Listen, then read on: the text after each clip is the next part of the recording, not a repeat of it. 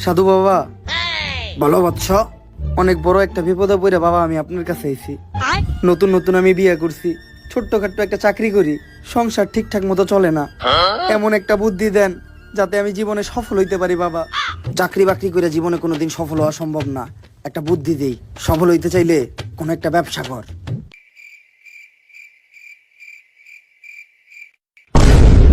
Guys, এটা হলাম আমি আর এটা হলো আমার বউ। আজকে থেকে আমরা দুইজন মিলা শুরু করছি কাপল ব্লগ। তাই দোয়া করবেন আমাদের জন্য, আমরা যেন ভবিষ্যতে এই বউ ব্যবসায় সফল হইতে পারি। মেয়েকে দেখে তুমি যদি মানসিক শান্তি খুঁজে পাও, দ্যাটস এনাফ। প্রিয় শাইকের একটা ওয়াজ শুনলাম যে যদি তুমি কোনো মেয়েকে দেখে মানসিক শান্তি পাও, দ্যাটস ইনাফ ফর ইউ। তারপরেই আমি খুঁজে পেলাম আমার মানসিক শান্তি। দোস্ত, তোরা আজকে আমি একটা পরামর্শ দেই।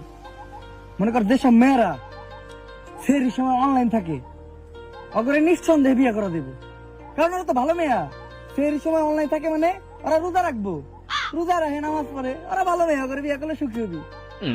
আর যেসব মেয়েরা ইফতারের সময় অনলাইন থাকে, অগরে মনের ভুলে দোস্ত বিয়ে করা দেবো না, কারণ ওরা কামতুর। আর বেটা ইফতারের সময় শরবত বানাইবো, মায়ের লগে ইফতারের গুছ গাছ করবো, ওরা কেন ইফতারের সময় অনলাইন থাকবো? ইফতারের সময় যেসব মেয়েরা অনলাইন থাকে, অগরে দোস্ত বিয়ে করার যাবো না, অগর থেকে দূরে থাকার লাগবো। বুঝছো ওটা? মেয়ে চিনার উপায় বুঝছিস তো? মনে থাকে যেন।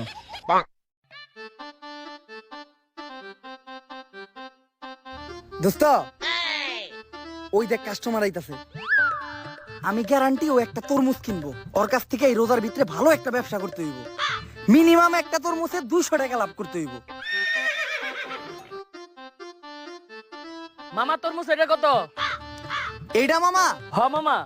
আরে দোস্ত, এই তরমুজটা তো পাইকারিতে তোর 200 টাকা পিস কিনা। তুই 400 টাকা দাম কো, 200 টাকা লাভ হইব। 400 টাকা দাম কো, 400 টাকা।